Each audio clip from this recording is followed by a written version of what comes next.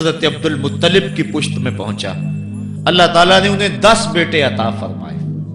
انہوں نے منت مانی تھی، اے اللہ اگر تو مجھے 10 بیٹے دے اور وہ جوان ہوں، تنو مند ہوں، تو میں ایک بیٹا تیرے راستے میں قربان کروں گا۔ جب حضرت عبداللہ جو کہ حضرت عبد المطلب کے چھوٹے فرزند تھے، ان کی عمر 18 سال ہوئی تو حضرت عبد المطلب کو اپنی منت یاد آئی۔ انہوں نے اپنے 10 بیٹوں کو بلایا، کہا بیٹا میں نے کعبہ کے رب سے یہ وعدہ کیا ہے کہ اللہ مجھے اگر 10 بیٹے دے گا تو میں ایک بیٹا اللہ کی راہ میں قربان کروں گا۔ اب تم بتاؤ تمہاری رائے کیا ہے؟ کہانی حرم کی پھر دوبارہ دہرائی جا رہی ہے۔ کہا رائے بتاؤ۔ 10 کے 10 بیٹوں نے گردن خم کر دی۔ کہا ایک بیٹے کو ذبح کرنا ہے۔ کہا جس کو چاہو۔ کہا نہیں میں قرعہ ڈالتا ہوں۔ جب قرعہ ڈالا تو حضرت عبداللہ کے نام قرعہ نکل آیا۔ فرشتے پھر دم بخود تھے، مالک تو نے اس کی پشت میں امانت رکھی ہے اور آج اس کو بھی ذبح کیا جائے گا۔ کائنات پر پھر کوہرام مچنے لگا۔ حضرت عبد المطلب آستینے چڑھا رہے ہیں، ہاتھ کے اندر چھری ہے۔ یہ خبر پورے مکے میں پھیل گئی، سارے سردار دوڑے آئے۔ کہا عبد المطلب یہ رسم تو نہ ڈالو، اس کا ادا کرنا مشکل ہو جائے گا۔ کہا میں نے کعبے کے رب سے یہ منت مانی تھی اور اللہ نے وہ منت پوری کر دی۔ اب میں تو جب قرعہ نکالا تو میرے اس فرزند کے نام قرعہ نکل آیا، میں اس منت کو ہر صورت میں پورا کروں گا۔ لوگ اکٹھے ہو گئے، منت سماجت کر رہے ہیں، لیکن حضرت سیدنا عبد المطلب ہر صورت میں اپنی اس منت کو پورا کرنے کے لیے مصر ہیں۔ پھر کہا کہ حجاز کی حرافہ اس کے پاس چلتے ہیں اور جا کے اس کے سامنے یہ مسئلہ رکھتے ہیں۔ بعض نے لکھا کہ حجر کی کہنا کے پاس جاتے ہیں۔ با اختلاف روایات وہ حجاز کی حرافہ کے پاس پہنچے۔ جب اس کا پتہ کیا تو وہ خیبر میں تھی، تو اس کے پاس سارے سردار اکٹھے ہو کے گئے کہ اس طرح ہمارے سردار نے منت مانی تھی تو اب وہ بیٹے کو ذبح کرنے کے لیے تیار ہے، تو تم بتاؤ کس کے بارے میں ہمیں کیا کرنا چاہیے۔ اس نے کہا کل آنا، میرا تابعی آئے گا تو میں اسے پوچھوں گی، جو مجھے کہے گا میں تمہیں بتا دوں گی۔ اگلے دن یہ سردار پھر اس حرافہ کے پاس پہنچے۔ اس نے کہا کہ میرا تابعی آیا تھا، پہلے تم یہ بتاؤ کہ تمہارے ہاں کسی شخص کی دیت کتنی ہے؟ جو شخص مقتول ہو اس کی دیت قاتل کتنی دیتا ہے؟ انہوں نے کہا 10 اونٹ۔ کہا جاؤ پھر ایک طرف 10 اونٹ رکھو اور ایک طرف عبداللہ کا نام رکھو اور قرعہ ڈالو۔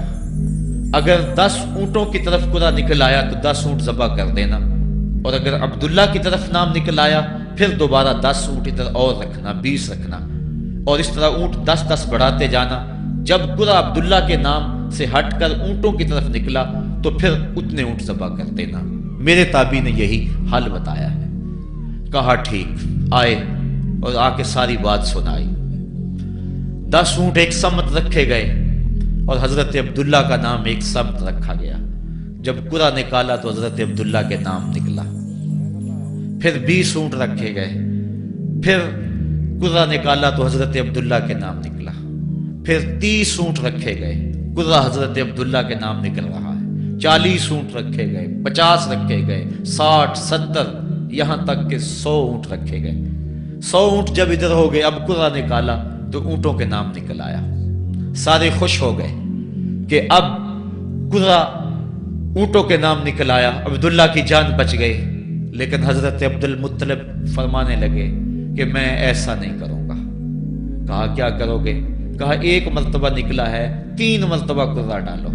اگر تینوں مرتبہ عبداللہ کے نام کی بجائے اونٹوں کے نام نکلا تو پھر میں سمجھوں گا کہ اللہ کی طرف سے یہی مرضی ہے، ورنہ میں اپنے بیٹے کی گردن پہ چھری رکھ دوں گا۔ اللہ اکبر! مکے کے اندر سردار بھی دعائیں مانگ رہے ہیں۔ اللہ اکبر! ایمن بھی دعا مانگ رہی ہے، مکے کے پربت دعائیں مانگ رہے ہیں، کائنات کا ذرہ ذرہ دعائیں مانگ رہے ہیں۔ قرعہ جب ڈالا گیا تو دوسری مرتبہ بھی قرعہ اونٹوں کے نام نکلا۔ اب تیسری مرتبہ جب کرہ ڈالا گیا تو ہر ایک کا دل دھڑک رہا ہے. حضرت عبد المطلب تیار ہیں. کہا اگر تیسری مرتبہ بھی کرہ اونٹوں کے نام نہ نکلا تو میں اپنے بیٹے کی گردن پہ چھری پھیروں گا، چونکہ میں نے کعبے کے رب سے منت مانی ہوئی ہے. جب تیسری مرتبہ کرہ ڈالا گیا تو وہ بھی اونٹوں کے نام نکلا. 100 اونٹ ذبح کر دیے گئے. حضرت عبداللہ جو کہ حضور کی امانت کے امانت دار تھے، ان کی زندگی محفوظ ہوئی. حضور علیہ السلام فرمایا کرتے تھے انا ابن الذبیحین، لوگوں میں 2 ذبیحوں کا بیٹا ہوں. ایک ذبیح اسماعیل علیہ السلام ہے اور ایک ذبیح میرے والد حضرت عبداللہ رضی اللہ تعالیٰ عنہ. جلدی سے حضرت عبداللہ کی شادی کی گئی. حضرت آمنہ سلام اللہ علیہا آپ سے نکاح ہوا. شادی کو ابھی چند ماہ ہی گزرے تھے کہ حضرت عبداللہ رضی اللہ تعالی عنہ شام کی طرف تجارت کی غرض سے گئے. واپس جب مدینہ طیبہ پہنچے تو ان کی طبیعت خراب ہو گئی. تو وہ چند لمحے چند دن وہاں رک گئے. قافلہ بھی رکا لیکن طبیعت سنبھل نہیں رہی تھی. قافلے والے انہیں وہاں چھوڑ آئے اور واپس آ گئے. کچھ دنوں کے بعد خبر پہنچی کہ حضرت عبداللہ رضی اللہ تعالیٰ عنہ کا مدینے میں انتقال ہو گیا ہے. حضور علیہ السلام شکم مادر میں. فرشتوں نے کہا مالک تیرے نبی تو شکم مادر میں یتیم ہو گیا. اے اللہ تیرا نبی تو شکم مادر میں یتیم ہو گیا. آواز آئی آنا حافظہ و آنا ناصرہ و آنا کافلہ، تم کیوں پریشان ہوتے ہو؟ میں اس کی حفاظت بھی کروں گا، اس کی مدد بھی کروں گا، اس کی کفالت بھی کروں گا. حضرت آمنہ سلام اللہ علیہا کے دل میں یہ خیال تھا کہ میں اپنے شوہر نامدار جس کے چہرے کو ابھی میں نے جی بھر کے دیکھا بھی نہیں تھا اس کی قبر پہ جاؤں. لیکن جو امانت تھی اس امانت کے تقاضے ان کو اس سفر سے روکتے رہے. حتیٰ کہ حضور کی ولادت ہوئی. آقا کریم کی عمر جب 6 سال ہوئی تو اب ان کے دل میں یہ جذبے اور یہ احساس اجاگر ہوا اور یہ جذبہ بڑھ گیا کہ میں جاؤں اور اپنے شوہر نامدار کی قبر پہ حاضر ہوں. حضرت آمنہ سلام اللہ علیہا آپ اپنے نونہال فرزند کو لے کر ام ایمن جو کہ حضرت عبداللہ کی کنیز تھیں ان کو لے کر آپ پہنچے مدینہ المنورہ. کچھ عرصہ گزارا. اللہ کے محبوب علیہ السلام کو کسی یہودی نے دیکھا تو اس نے یہ خبر گرم کر دی کہ وہ جو موعود نبی ہے جس کا وعدہ ہماری سابقہ کتابوں میں ہے وہ یہی ہے. لوگ جوق در جوق دیکھنے آنے لگے. تو حضرت آمنہ پریشان ہوئی اور جلدی سے وہ مکے کی طرف عازم سفر ہوئی. ابھی مکے سے 150 کلومیٹر کا فاصلہ باقی تھا کہ ابوا کے مقام پر حضرت آمنہ سلام اللہ علیہا کو سخت بخار ہو گیا اور حضرت آمنہ سمجھی کہ یہ میرا بخار جان لیوا ثابت ہوگا. تو انہوں نے ام ایمن کو بلایا. کہا لگتا ہے کہ یہ بخار میری موت کا باعث بنے گا. میں تمہیں وصیت کرتی ہوں کہ میرے بیٹے کو بحفاظت امیر قریش عبد المطلب تک پہنچا دینا. اور اس کے بعد حضور کو حضرت آمنہ نے بلایا، اپنے سامنے بٹھایا، سر پہ ہاتھ رکھا. حضرت آمنہ حضور سے کچھ باتیں کرنا چاہ رہی تھی. وادی ابوا کے اندر یہ منظر بڑا دل گداز تھا. حضرت آمنہ نے اب حضور کے سر پہ ہاتھ رکھا اور روتے ہوئے کہا، آنکھیں چھلکنے لگی. کہا بیٹا ہر نئی چیز نے پرانی ہو جانا ہے اور ہر باقی نے فنا ہو جانا ہے. میں بھی جا رہی ہوں وذکر باک و ولد تو تہرا، لیکن سنو میرا ذکر نہیں مٹے گا. میں تیرے جیسا پاکیزہ بیٹا چھوڑ کے جا رہی ہوں. یہ آخری لفظ تھے حضرت آمنہ سلام اللہ علیہا کے. اس کے بعد حضرت آمنہ سلام اللہ علیہا آخری ہچکی لی اور حضور سے ماں بھی جدا ہو گئی. آقا کریم علیہ السلام نے اپنی والدہ کو وہاں دفن کیا ام ایمن کے ساتھ مل کے جیسے بھی ہو سکا. وہ کیا کسی نے کہا تھا تجھے کن پھولوں سے ہم کفن دیں، تو جدا ہی ایسے موسموں میں ہوا جب درختوں کے ہاتھ پھولوں سے خالی تھے. آقا کریم کی آنکھیں چھم چھم برس رہی ہیں. حضرت ام ایمن حضور کو اپنے ساتھ چمٹا لیا اور مکہ المکرمہ پہنچ کے حضور کے دادا کے سپرد کیا۔ 2 سال تک وہ حضور علیہ السلام کو اپنی کفالت میں انہوں نے رکھا۔ کعبۃ اللہ کے سائے میں ان کی مسند بچتی تھی اور ان کے بیٹوں میں سے اور قوم کے کسی فرد کو یہ ہمت نہیں ہوتی تھی کہ اس مسند کے اوپر بیٹھے، دور ہٹ کے بیٹھتے تھے، لیکن حضور جب آتے تو اس مسند کے اوپر چڑھ کے بیٹھ جاتے۔ حضور کے چچا اور حضور کے دیگر عزیز و اقارب کہتے کہ بیٹا نہ چڑھو، تو حضرت عبد المطلب کہتے رہنے دو، یہ بڑی شان والا بیٹا ہے۔ ان سے محبت کرتے، ان کو اپنے ساتھ سلاتے۔ 8 سال کی حضور کی عمر ہوئی کہ امیر قریش کا بھی انتقال ہو گیا۔ ابن حشام نے لکھا ہے کہ جب امیر قریش کا انتقال ہوا تو سوگ میں مکے کے بازار بند ہو گئے، پورا شہر جنازے میں امٹ آیا، لیکن 8 سال کا بچہ تھا، بلک بلک کے رو رہا تھا۔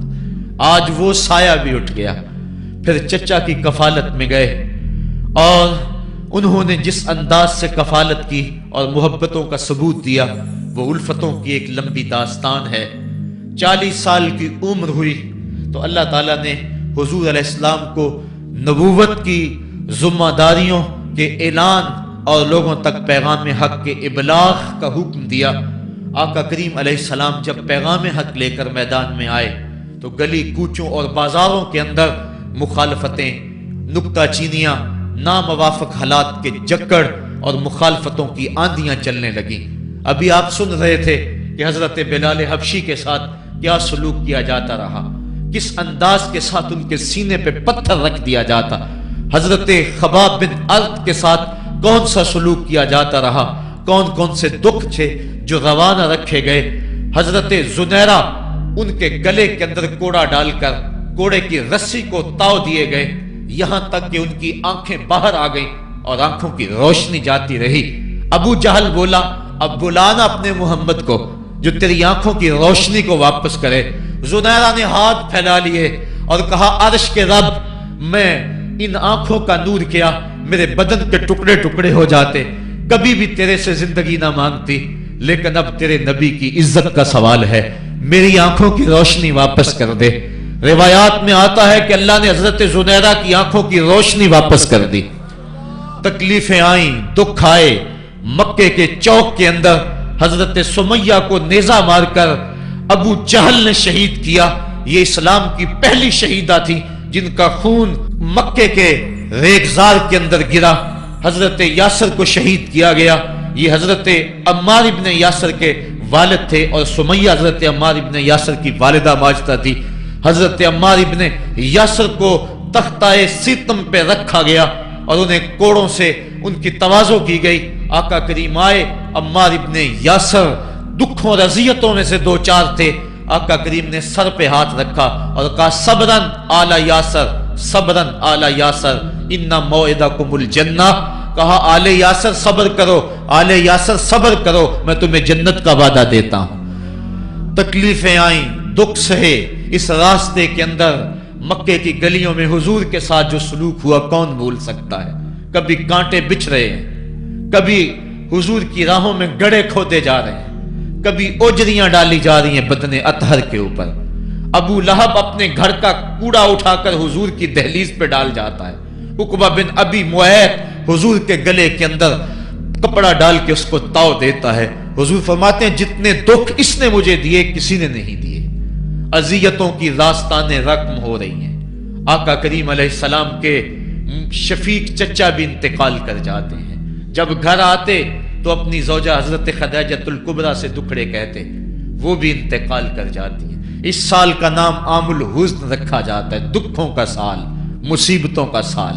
آقا کریم بہت دل برداشتہ ہوئے قوم سے، پھر سوچا چل طائف چلتا ہوں اور طائف والوں کو پیغام حق دیتا ہوں، شاید میری آواز پر وہ لبیک کہہ دیں۔ 1 مہینے کا سفر کر کے حضرت زید بن حارثہ کو ساتھ لے کر طائف پہنچے۔ ان کے 3 سردار تھے، عبد یالیل بن عمر، حبیب بن عمر اور مسعود بن عمر۔ ان کے پاس جا کر پیغام حق دیا، کہا تمہاری بھلائی کا سندیشہ لے کر بڑی دور سے چلا ہوں، میری دعوت کو قبول کر لو، دنیا میں بھی کامیابی आखिरत में भी कामरानी तुम्हारा मुकद्दर होगी। ये दावत पेश की। उन्होंने कहा कि हम तुम्हारी दावत को मुस्तरद करते हैं। एक बोला कि और कोई जमाने में बंदा नहीं था जिसको नबूवत मिलती, तुझे मिलनी थी। किसी ने कुछ कहा, ताने दिए, दिल दुखाया हुजूर का। आका करीम ने फरमाया, इस फाल तुम मा फाल तुम फक तुम अलैया, तुमने जो मुझसे कहा सो कहा, तुमने जो मेरे साथ सलूक किया वो तुम्हारी मर्जी।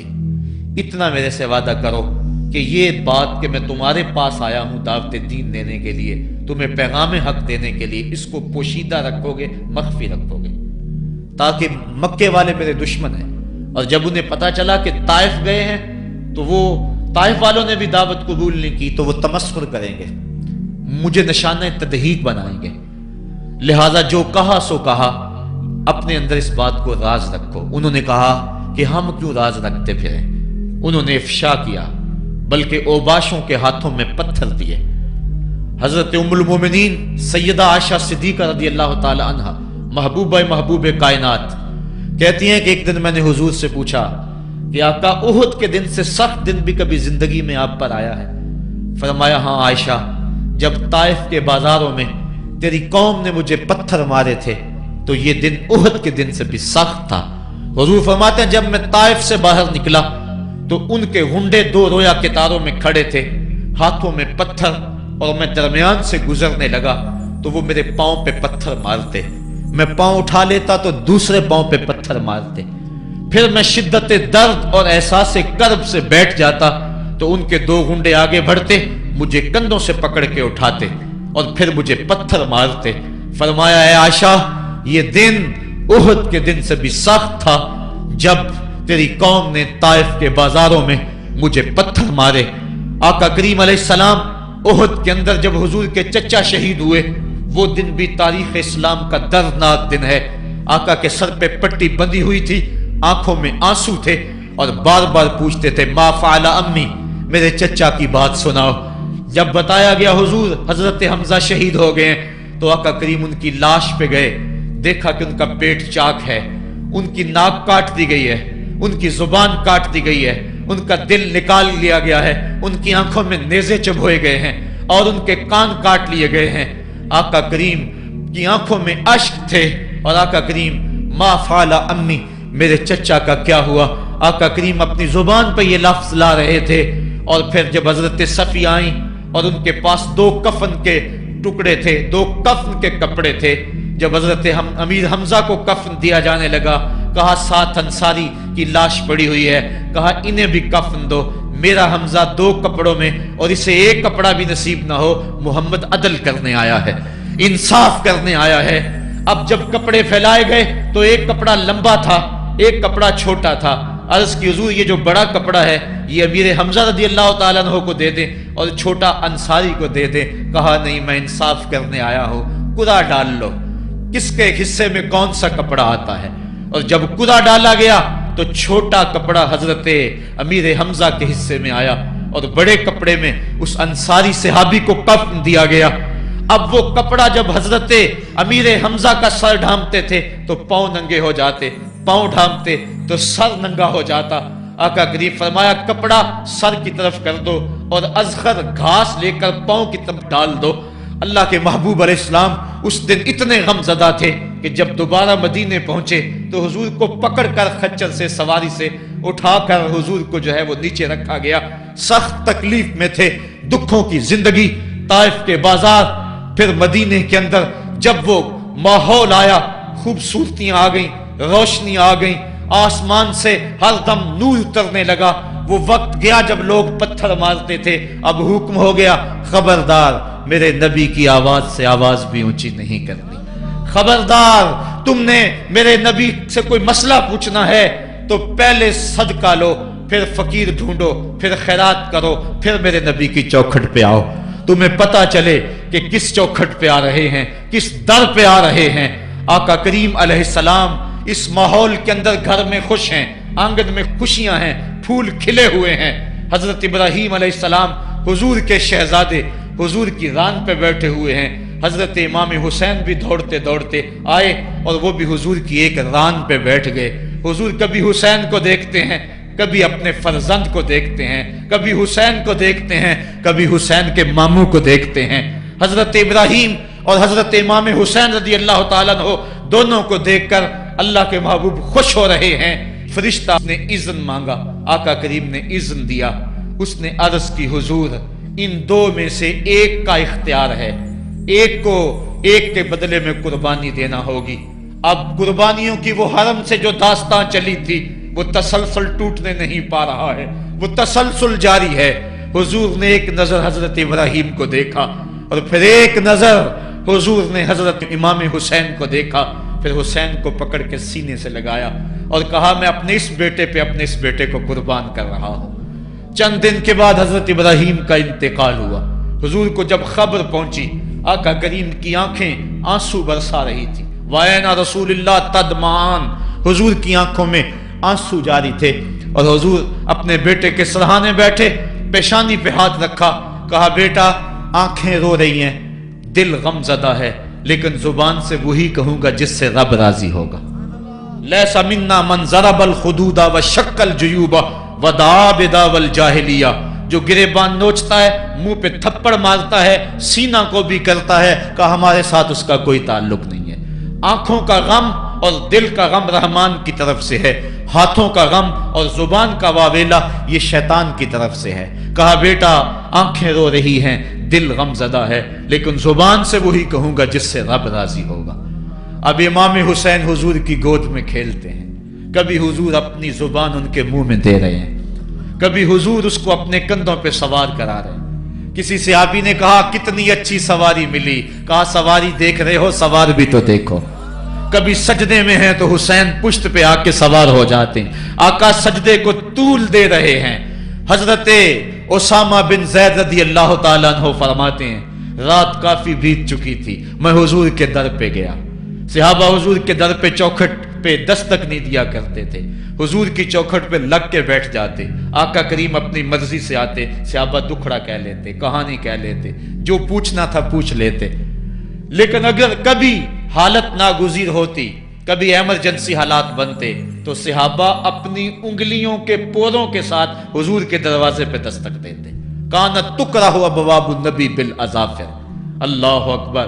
حضور تشریف لائے، حضور سے حاجت کہی۔ یہ 14ویں صدی کی مصیبت ہے کہ نبی سے مانگنا نہیں چاہیے، اگر نبی سے نہیں مانگنا تو کس سے مانگے؟ اور کون سی چوکھٹ ہے جس در پہ جھولی پھیلائیں؟ کون سا دوارہ ہے جہاں کشکول پھیلا کے کہیں کہ ہماری جھولی بھر دی جائے؟ اور جتنے بھی سہارے ہیں سبک کرتے ہیں، عزت نفس بڑھاتا ہے سہارا تیرا، ہر آسرا ذلیل کرتا ہے، نبی کا آسرا بندے کو سر بلند کرتا ہے۔ حضرت اسامہ بن زید کہتے ہیں میری حاجت پوری ہو گئی، لیکن میں نے کیا ماجرا دیکھا۔ جب حضور گفتگو کر رہے ہیں، دوران گفتگو اللہ کے محبوب کمبل اوڑھ کے یوں ہی آگے تھے، حضور کے دائیں بائیں سے حرکت کا احساس ہوتا ہے جس طرح اندر کوئی چیز ہے۔ میری حاجت پوری ہوئی تو مجھ سے نہ رہا گیا، میں نے پوچھ لیا، میں نے کہا بندہ نواز یہ کیا ماجرا؟ آپ کمبل اوڑھا ہوا ہے اور اندر سے کسی کی حرکت کا احساس ہے۔ فکشفہ، حضور نے کمبل کو کھول دیا۔ فائز الحسن والحسین علی وارکیہ، تو ایک پہلو سے امام حسن لپٹے ہوئے تھے، ایک سے امام حسین لپٹے ہوئے تھے۔ کہا یہ میرے بیٹے ہیں، یہ میری بیٹی کے بیٹے ہیں، اے اللہ میں ان سے پیار کرتا ہوں، تو بھی ان سے پیار کر، اور جو ان سے پیار کرے میرے مالک تو اس سے بھی پیار کر۔ اور ایک دن فرمایا حسین منی وانا من الحسین، لوگو حسین مجھ سے ہے اور میں حسین سے ہوں۔ لمحے بیتتے گئے، پھر وہ جاں گداز لمحے بھی آئے جب صحابہ کی چیخیں نکل رہی تھی، جب مسجد نبوی اجڑ رہی تھی، جب حجرہ عائشہ کے اندر اللہ کے محبوب اپنے رب کے ہاں جانے کی تیاریاں کر رہے تھے، جب سیدہ فاطمہ کے لبوں پہ یہ لفظ تھے سبت علیہ مصائب لو سبت علی الارض سرنا لیالیا، میرے اوپر اتنی مصیبتیں پڑی، اگر یہ دنوں پہ پڑتی تو وہ بھی کالی راتیں بن جاتے۔ حضور علیہ السلام کا جب جسد اطہر اٹھا تو صحابہ کی جو حالت تھی وہ اس انداز سے کہ صحابہ کے کلیجے پھٹ رہے تھے، روحیں گداز ہو رہی تھی۔ ایک ہاتھ اٹھا کے دعا مانگ رہا تھا، اللہم اذہب بصری حتی لا ارا بعد حبیبی محمد احدا، اے اللہ مجھے اندھا کر دے، مجھے اندھا کر دے، مجھ میری آنکھوں کی بینائی اچک لے، تیرا محبوب تہے مزار چلا گیا، میں نے آنکھوں کی روشنی کو کیا کرنا ہے۔ وہ دن بھی آئے، حضرت سیدنا صدیق اکبر کا کلیجہ بھی پگھل رہا ہے، وہ بھی غم رسول میں رو رہے ہیں، صحابہ تڑپ رہے ہیں۔ وہ اونٹنی، غصبہ نامی اونٹنی جس پہ حضور سواری کرتے تھے، وہ حضرت فاطمہ کے دروازے کے اوپر سر رکھ کے رو رو کے مر گئی۔ جب محبوب نہیں رہے تو ہم نے جی کے کیا لینا ہے۔ کائنات اجڑ گئی، جہان میں جو ہے وہ ہر سمت اندھیرا ہی اندھیرا چھا گیا، لیکن روشنی کے ٹمٹماتے ہوئے چراغ آج بھی روشن ہیں، جن کو دیکھ کر مصطفیٰ یاد آتے ہیں۔ لوگ ان شہزادوں کو دیکھ لیتے ہیں اور حضور کی یاد کو تازہ کر لیتے ہیں۔ وقت گزرتا گیا، پھر وہ لمحے بھی آئے کہ جب حضرت امام حسن کو زہر دیا گیا اور آپ کا کلیجہ کٹ کٹ کے کئی سو حصوں میں باہر آیا۔ آپ سے آخری لمحے حضرت امام حسین نے پوچھا کہ میرے بھائی کوئی وصیت؟ کہا بیٹا کوفے والوں سے بچ کے رہنا، ان کے دغے سے بچ کے رہنا۔ لمحے بیت گئے، 60 ہجری کو یزید تخت نشین ہوا، تخت نشین ہو گیا تھا، لیکن اس نے یہ چاہا کہ حضرت امام حسین رضی اللہ تعالی عنہ میرے لیے بیعت کر لیں، اور اس نے مدینے کے گورنر ولید بن عقبہ کو خط لکھا، اور خط کا مضمون یہ تھا کہ امام حسین کو بلاؤ اور میرے لیے بیعت لو، اور اگر وہ بیعت نہیں دیتے تو اس خط کے جواب کے ساتھ ان کا سر بھیج دو۔ ولید بن عتبہ محب اہل بیت تھا، اس نے رات کی کافی تاریکی کے اندر حضرت امام حسین رضی اللہ تعالیٰ عنہ کو پیغام بھیجا۔ حضرت امام حسین نے حضرت عبداللہ ابن زبیر سے مشورہ کیا، انہوں نے کہا اس وقت گورنر کا بلانا خیر نہیں، صبح جائیں گے۔ آپ فرمایا نہیں میں بھی جاتا ہوں۔ کچھ سواروں کو ساتھ لیا، کہا تم باہر کھڑے ہو جانا دارالامارت کے، اگر میں آواز دوں تو تم دوارے پلانگ کے اندر آ جانا۔ ولید بن عتبہ کے پاس امام حسین پہنچے، آپ نے کہا کہ سناؤ کیا معاملہ ہے؟ تو اس نے کہا کہ یہ خط ہے جو یزید نے بھیجا ہے۔ آپ نے فرمایا کہ میں صبح بتاؤں گا۔ ولید بن عتبہ نے کہا ٹھیک ہے۔ امام حسین پلٹنے لگے تو مروان بن حکم جو پاس بیٹھا ہوا تھا گورنر کے، کہنے لگا یہ چلے گئے تو دوبارہ ہاتھ نہیں آئیں گے، اب موقع ہے، اب ان کو پکڑ لو اور ان سے زبردستی بیعت لے لو۔ یہ بات حضرت امام حسین کے کانوں میں پڑی، آپ پلٹے، نیام سے تلوار نکالی، حیدری کچھار سے محمدی شیر نکل آیا، اور حضرت امام حسین رضی اللہ تعالیٰ عنہ نے اس وقت جو جملے کہے، تاریخ کے اوراق کے اندر وہ جملے محفوظ ہیں۔ حضرت امام حسین نے کہا ایھا الامیر، اے امیر تو جانتا نہیں ہم کون ہیں؟ انا معدن الرسالہ و محبت الوحی و مختلف الملائکہ، میں وہ ہوں جس کے گھر میں جبریل آتا تھا، ہمارے گھر میں وحی اترتی رہی ہے۔ وَيَزِيدُ بْنُ الْمُعَاوِيَةِ رَجُلٌ فَاسِقٌ فَاجِرٌ قَاتِلُ النَّفْسِ مُعْلِنٌ بِالْفِسْقِ شَارِبُ الْخَمْرِ وَمِثْلُنَا لَا يُبَايِعُ، کہا اور یزید شرابی ہے، یزید مسلمانوں کا قاتل ہے، یزید فاسق مولن ہے، اے امیر میرے جیسا شخص چھپ کر بیعت نہیں کر سکتا۔ اللہ اکبر۔ حضرت امام حسین نے جب یہ بات کہی، جو باہر لوگ کھڑے تھے وہ بھی چاقو چوبند ہو گئے۔ اس نے کہا حضور آپ جائیے۔ مروان مشورے دیتا رہا، لیکن حضرت امام حسین کو گورنر مدینہ نے کہا کہ آپ جائیے۔ حضرت امام حسین رضی اللہ تعالیٰ عنہ واپس پلٹے۔ حضرت امام حسین کی ہمشیرہ سیدہ زینب انتظار کر رہی تھی بھائی کا۔ پوچھا کیا ماجرا ہے؟ کہا حالات بگڑ گئے، اب ہمارا مدینے میں رہنا محال ہے، صبح سحری سے قبل شہر مدینہ چھوڑ دیں۔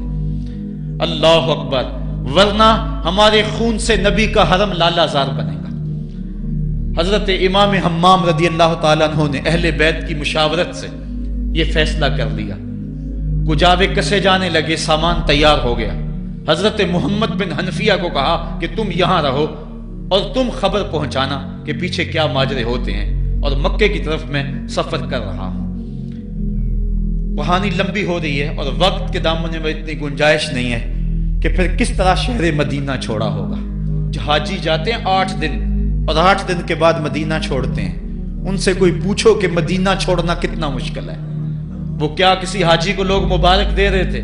اس نے کہا تھا مبارک دے رہے ہو دوستو حج و زیارت کی، میرا غم بھی تو دیکھو، میں مدینہ چھوڑ آیا ہوں. جو 8 دن مدینہ رہتا ہے اس سے مدینہ چھوڑا نہیں جاتا جس کی ولادت مدینے میں ہوئی. جو کھیلتا تھا تو مدینے کی گلیوں میں، جس کے گھر کا دروازہ مسجد نبوی میں کھلتا تھا، اس حسین کو مدینہ چھوڑنا قیامت ہوگی. شہر مدینہ چھوڑا. حضرت امام حسین رضی اللہ تعالیٰ عنہ مکہ المکرمہ پہنچے. وہاں رمضان گزرا، حالات وہاں بھی بگڑتے گئے. مسلسل خط آتے رہے کوفے سے. کہانی طویل ہے. 8 ذو الحج کو حضرت امام حسین رضی اللہ تعالی عنہ کوفے کی طرف عازم سفر ہوئے. حضرت عبداللہ ابن عمر، عبداللہ ابن عباس رضی اللہ تعالی عنہما اور دیگر صحابی ہاتھ جوڑ کے کھڑے ہو گئے.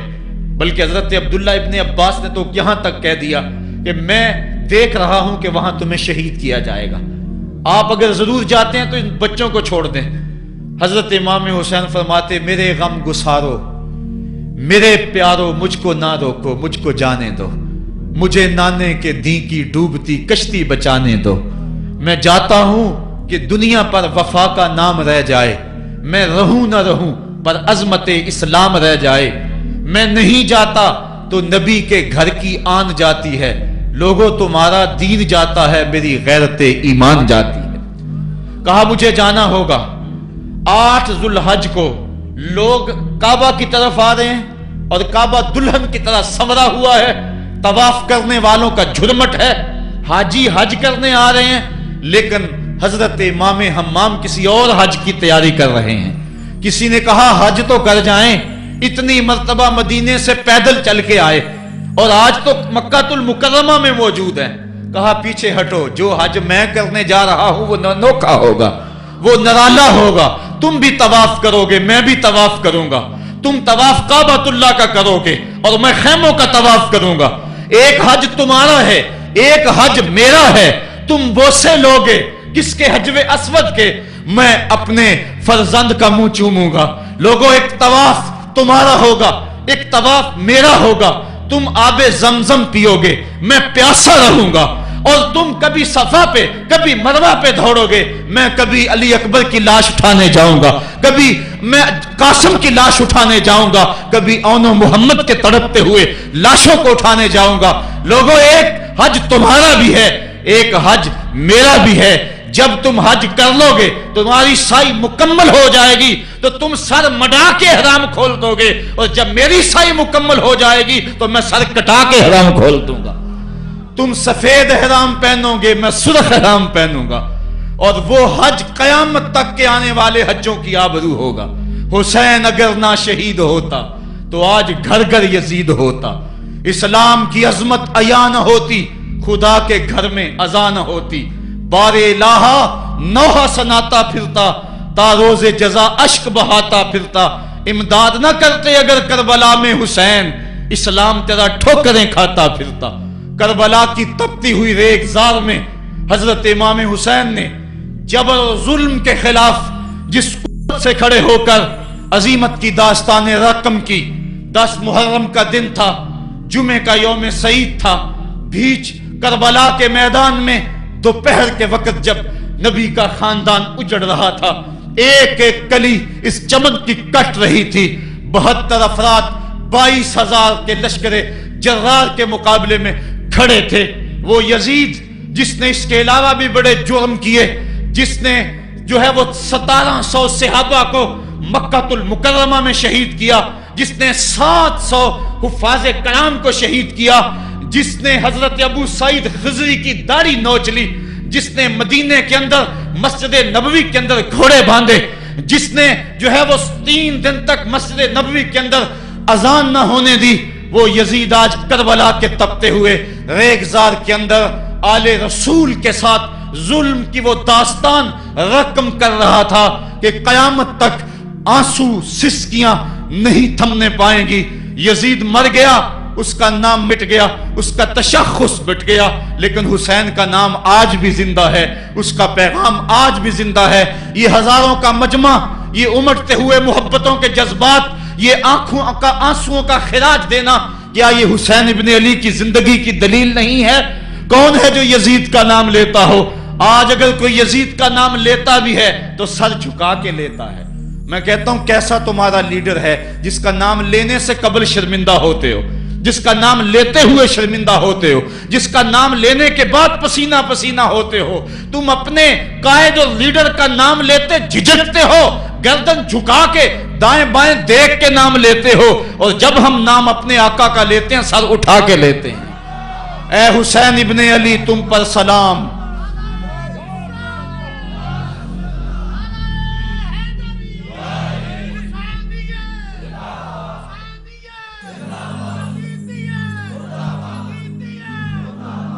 صاحبو، کربلا کا تپتا ہوا منظر ہے، اتنے دکھ آ گئے۔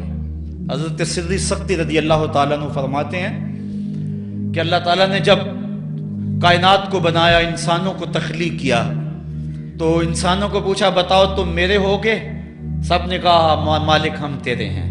لیکن جب دنیا کو پیدا کیا تو 9 حصے دنیا کی طرف ہو گئے، 1 حصہ اللہ کی طرف رہ گیا۔ پھر جب عقبہ کو پیدا کیا جو 10واں حصہ تھا، اس میں 9 حصے پھر آخرت کی طرف ہو گئے، جنت دوزخ کے لالچ میں ہو گئے، اور 1 حصہ صرف کہنے لگا نہ ہم جنت کو دیکھتے ہیں نہ دوزخ کو دیکھتے ہیں، مالک ہم تو تجھے دیکھتے ہیں۔ پھر جب اللہ تعالیٰ نے بلاؤں کو پیدا کیا، آزمائش اور امتحانوں کو پیدا کیا، تو 10ویں حصے کے اس 10ویں حصے میں پھر 9 حصے جو ہے وہ ہٹ گئے۔ 1 حصہ ایسا تھا جس نے گردن جھکا کے کہا زمین و آسمان کی بلائیں بنا کے ہمارے گلے کا توق بنا دے، تیرے راستے سے نہیں ہٹیں گے۔ کربلا کے تپتے ہوئے ریگزار میں وہ منظر رقم ہونے والا ہے۔ ایک قربانی منا میں ہوئی تھی، غریب و سادہ اور رنگی ہے داستان حرم، نہایت اس کی حسین اور ابتدا ہے اسماعیل۔ وہاں دمبا آ گیا، آگے 100 اونٹ آ گئے، اور آج اللہ اکبر، حضرت امام حسین کربلا کے تپتے ہوئے ریگزار میں 22,000 کے لشکر کے سامنے کھڑے۔ کہا لوگو میرا حق پہچانو، میرے خون سے اپنے ہاتھ نہ رنگو، مجھے پہچانتے ہو کہ میں کون ہوں؟ کہا لوگو جلدی نہ کرو، میرے حق کو پہچانو، اس وقت روئے زمین پر کسی نبی کی بیٹی کا بیٹا موجود نہیں ہے، لوگو میرے راستے سے ہٹ جاؤ اور میرے خون سے اپنے آپ کو ابدی بدبختیوں کا شکار نہ کرنا۔ بلکہ آپ نے نام لے لے کے فرمایا کہ اے زید بن حارث، اے ابن دبی، اے ابن جبیر، اے فلاں فلاں، نام لے کر کہا تم نے خود ہی خط لکھے تھے؟ انہوں نے کہا ہم خط نہیں لکھے۔ آپ نے وہ چمڑے کا تھیلا تھا اس کو الٹ دیا، کہا یہ تمہارے خط ہیں اور آج تم مکر گئے ہو۔ انہوں نے کہا کہ سیدھی بات ہے، یا تو بیعت کرو اور یا پھر مرنے کے لیے تیار ہو جاؤ۔ حضرت امام حسین نے کہا کیسی بات کرتے ہو، اگر میں نے بیعت کرنی ہوتی تو مدینہ کیوں چھوڑتا، اس جائے پناہ کو کیوں چھوڑتا؟ دولت کی تجوریاں کھول دی گئیں، پیشکشیں کی گئیں۔ حضرت امام حسین فرمایا یہ کبھی نہیں ہو سکتا، جس سے صرف حق ہی قبول ہو، یہی جس کا اصل اصول ہو، جو نہ بک سکے جو نہ جھک سکے، اسے کربلائیں ہی راز ہیں۔ پھر جبر کی آندھی چلی، ایک ایک کر کے جانثار راہ خدا میں قربان ہوتا گیا۔ پھر خاندان نبوت کی باری آئی، حضرت علی اکبر حضرت امام حسین کے جوان سال بیٹے راہ خدا میں جان پیش کرتے ہیں، بھتیجے قاسم رضی اللہ تعالیٰ عنہ جان قربان کرتے ہیں، حضرت عباس کے قلم ہوتے ہیں بازو، جو خود جا سکتے تھے وہ خود قربانی پیش کرتے ہیں۔ اور صاحبو اب یارہ نہیں، جو خود جا نہیں سکتے تھے آپ خود ہاتھوں پہ اٹھا کے فرات کے کنارے پہ لے جاتے ہیں۔ کہا جو آ سکتے تھے وہ تو قدموں پہ چل کے آ گئے، اور جو قدموں پہ نہیں چل سکتے تھے میں انہیں اٹھا کے لے آیا ہوں۔ پھر ایک 2 شاخہ تیر حلق اصغر میں پیوست ہوتا ہے، خون چلو میں دے کر آسمان کی طرف اچھالتے ہیں، اور پھر اللہ کی بارگاہ میں عرض کرتے ہیں ربنا تقبل منا ھذا القربان، میرے مالک حسین کی یہ قربانی بھی قبول فرما لے۔ یہ کام آسان نہیں ہے، जिगर पारा हाथों में तड़प के ठंडा हो जाए और फिर भी सब्र का मुजाहरा किया जाए और अल्लाह की रिजा पे राजी हो जाए। अब हजरत इमाम हुसैन रजी अल्लाह ताला अन्हु तन्हा रह गए, एक एक को रुखसत कर रहे थे शहादत का दूल्हा बनाकर, लेकिन अब इमाम हुसैन को रुखसत करने वाला कोई मौजूद नहीं है। आप घोड़े पे सवार हुए, मैदान करबला की तरफ फेर लगाई। खेमे के अंदर जो खवातीन थी वो जानती थी जो इस रास्ते गया फिर पलट के नहीं आया, उसकी लाश हजरत इमाम अपने कंधों पे उठा के लाए हैं। अब इस हुसैन इब्ने अली की लाश कौन उठाएगा?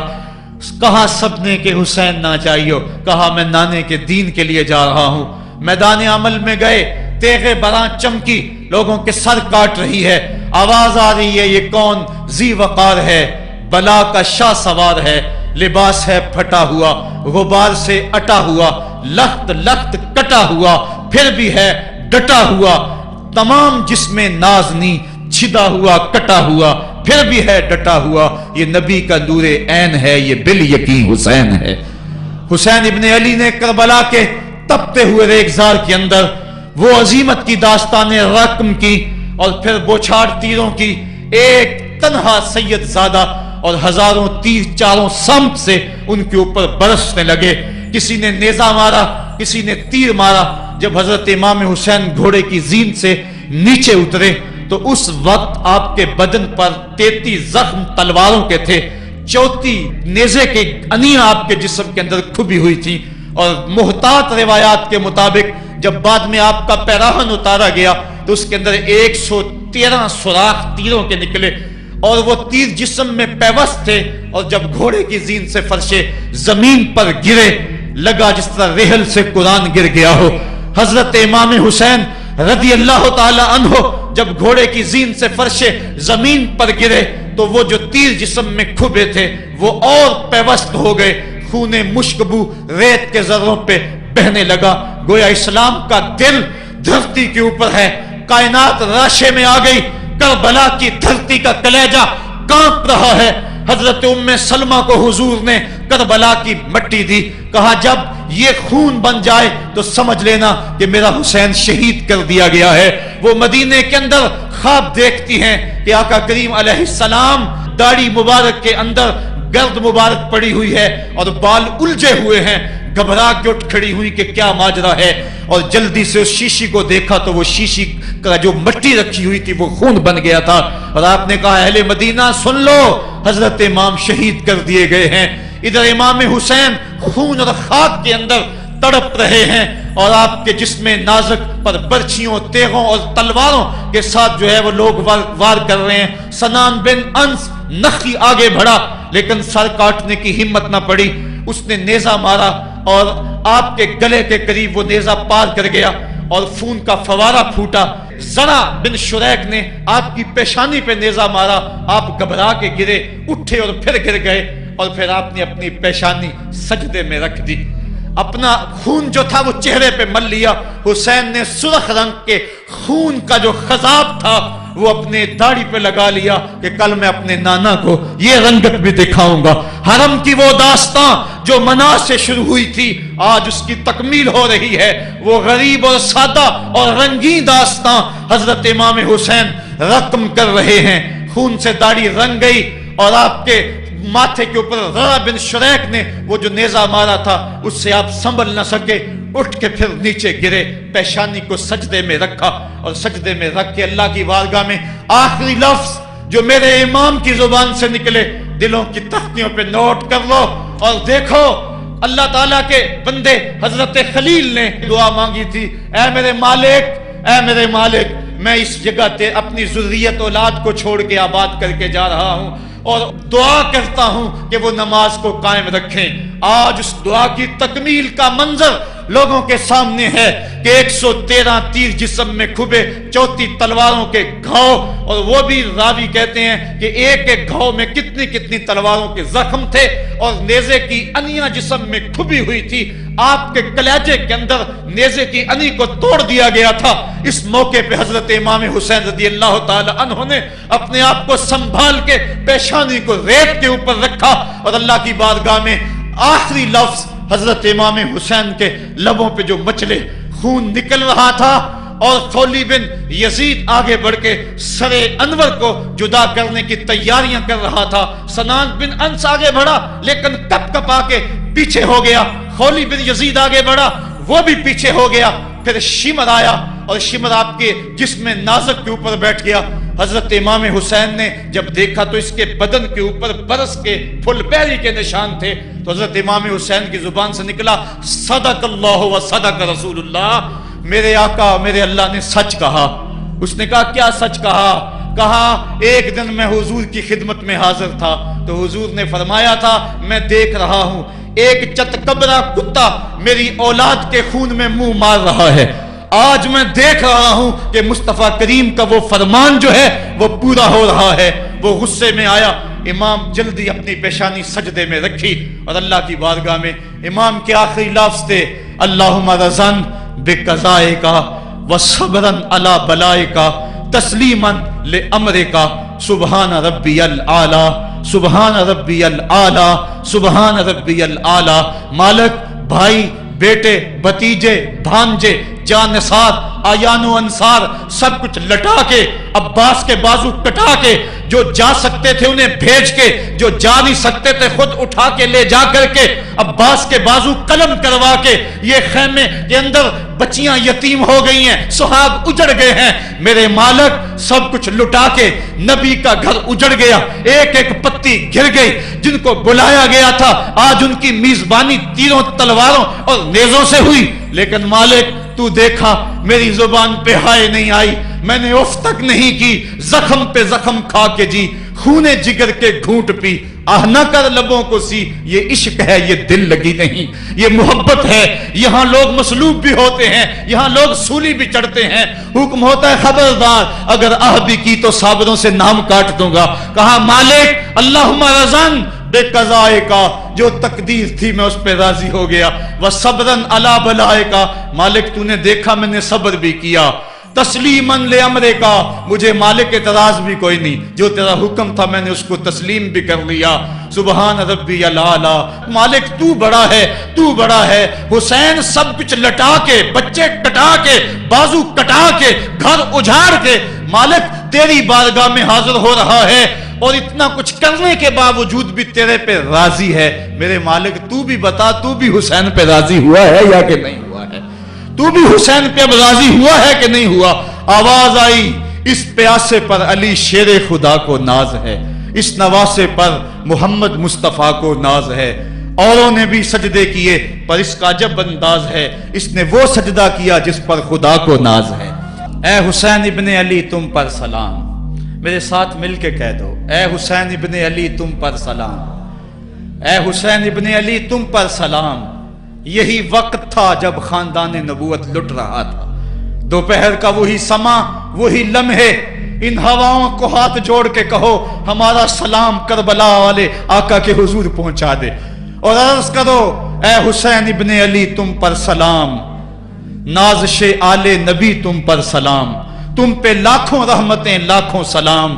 اے شہیدان محبت کے امام, لالا گوں لالا بدن لالا کفن, اے چمن اندر چمن, زندگی ہی زندگی تیری حیات, اے حیات اندر حیات. افتخار ملت بیضا ہے تو, رب کعبہ کی قسم یکتا ہے تو. فخر کا دل میں دریچہ باز کرنا چاہیے, جن کا تو آقا ہے ان کو ناز کرنا چاہیے. ہم واہ حسین والے ہیں, آ حسین والے نہیں ہیں. واہ حسین تیری عظمتوں کو سلام. کو ہمالیہ کا کلیجہ بھی پھٹ جاتا, شک ہو جاتا, لیکن اتنے زخم کلیجے پر جوان بیٹے کی لاش کو کندھوں پہ اٹھا کے لانا کوئی مذاق تو نہیں ہے. حضرت امام حسین نے جبر کے خلاف کھڑے ہو کر قیامت تک کے لیے راہ عمل چھوڑا. حضرت اقبال خراج پیش کرتے ہیں آ امام عاشقاں پورے بطول, سروے آزاد دبستان رسول. اللہ اللہ بائے بسم اللہ پدر, مانائے ذبح عظیم آیت بسر. سرخ رو عشق غیور از سونہو, شوخی این مصرع از مضمونہو. تا قیامت قطع استبداد کرد, موج خونہو چمن ایجاد کرد. اقبال کہتا ہے کہ عشق غیور کے چہرے پہ جو سرخی اور بانکپن ہے وہ حسین ابن علی کے خون کا صدقہ ہے. قیامت تک کے لیے جبر کے خلاف جتنی بھی قومیں اٹھیں گی اور جتنے بھی لوگ میدان عمل میں آئیں گے، میں ہر سال کہا کرتا ہوں کہ سب کا قائد حسین ابن علی ہوگا۔ مہاتما گاندھی نے جب اپنی قوم کو کہا برطانوی سامراج کے خلاف کھڑے ہو جاؤ، اور قوم سے خطاب کرتے ہوئے مہاتما گاندھی ہندو نے کہا کہ تم کہو گے وہ حکومت جس کی سلطنت میں سورج طلوع اور غروب بھی ہوتا ہے، اس سے ٹکرانا حماقت ہے، خودکشی کرنے کے مترادف ہے۔ لیکن اس کے باوجود میں کیوں کہہ رہا ہوں کہ اس سامراج کے خلاف کھڑے ہو جاؤ؟ مہاتما گاندھی نے کہا تھا اس لیے کہ میرے سامنے حسین ابن علی کا کردار موجود ہے۔ آج پوری دنیا کے اندر ظلم اور جبر کی ہوائیں چل رہی ہیں، اور اس وقت امت مسلمہ کو کردار حسین ادا کرنے کی ضرورت ہے۔ اگر ہم نام حسین ابن علی کا لیں اور کرتوتیں اور لچھن سارے یزید والے ہوں، تو یہ لفظ لفظ، حرف حرف اور قدم قدم حضرت امام حمام سے منافقت ہے۔ آؤ اگر میں نام حسین لیتا ہوں تو گھر بھی اجڑ جائے، حق کا پرچم کبھی نہ گرنے دوں۔ میں اور آپ اس عزم کے ساتھ میدان عمل میں اتریں۔ ادارۃ المصطفیٰ کسی تنظیم کا نام نہیں، یہ ایک فکر کا نام ہے، ایک تحریک کا نام ہے، ایک مشن اور ایک انقلاب کا نام ہے، یہ روحوں میں ہلچل پیدا کرنے کے جذبوں کا نام ہے، یہ مصطفیٰ کریم کے در پہ سلامی دینے کا نام ہے، یہ اپنا سب کچھ مصطفیٰ جان رحمت پہ قربان کر دینے کا نام ہے۔ آؤ ادارۃ المصطفیٰ کے پلیٹ فارم پہ آپ میدان عمل پہ نکلیں۔ حضرت امام حسین نے اسلام کے گرتے ہوئے پرچم کو تھام لیا، اور جبر کی آندھیوں کے مقابلے کے اندر بھی اس پرچم کو خم نہیں ہونے دیا۔ آج میں اور آپ ان کا مشن، ان کی فکر لے کر میدان عمل میں نکل آئیں، قرآن کا پھریرا بنا کر، قرآن کا پرچم ہی سینوں میں تھام کر، اہل بیت کی محبت اپنے سینوں میں لے کر میدان عمل میں نکلیں اور قرآن کی دعوت گھر گھر دیں۔ اور اب رکنا نہیں، اب تھمنا نہیں، فردوس میں جا کے دم لینا، آفاق کے ہر ہر گوشے میں قرآن سنا کے دم لینا۔ اب یہ اٹھنے والے قدم آگے بڑھتے رہیں۔ یہ درس قرآن کا جو قافلہ ملک کے طول و عرض کے اندر روا دوا ہے، اس میں ایک جوش پیدا ہو جائے اور اس کے اندر ایک انقلاب پیدا ہو جائے۔ کوئی گھر ایسا نہ رہے، کوئی بستی ایسی نہ رہے، کوئی کان ایسا نہ رہے جس کان تک قرآن کا نغمہ نہ پہنچنے پائے۔ ادارۃ المصطفیٰ کے جوان سال مبلغ گلی گلی کوچے کوچے پھیل جائیں، اور جو داعی ہیں، دعوت دینے والے ہیں، اگر وہ خود پیغام پہنچا سکتے ہیں تو اشہد بلال عند اللہ اشہد، بلال کی اشہد بھی اللہ کو قبول ہے۔ وہ ٹوٹے پھوٹے لفظ لے کر میدان عمل میں نکل آئیں، ورنہ وہ سیڈیز لے لیں، وہ اور کتب لے لیں، وہ دین کا نعرہ لے لیں، وہ پیغام حق لے لیں، اور گلی گلی کوچا کوچا اسوہ شبیری اور نام حسین کی دہائی دیتے چلے جائیں۔